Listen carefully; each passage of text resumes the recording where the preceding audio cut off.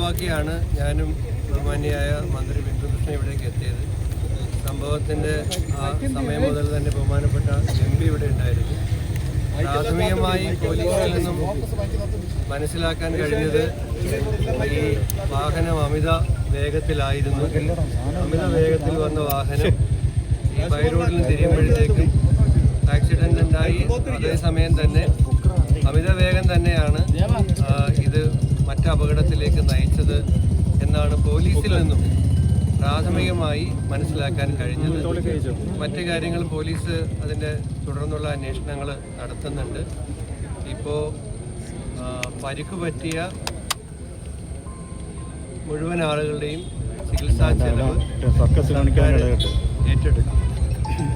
മരണപ്പെട്ടവരുടെ ആശ്രിതർക്ക് നൽകുന്ന സഹായം സംബന്ധിച്ച് ഗവൺമെൻറ്റിൻ്റെ പരിഗണനയിലുണ്ട്. ക്യാബിനറ്റ് ഡിസിഷൻ വേണ്ട കാര്യമാണ്. അല്ലാത്തത് അപകടമാണ്.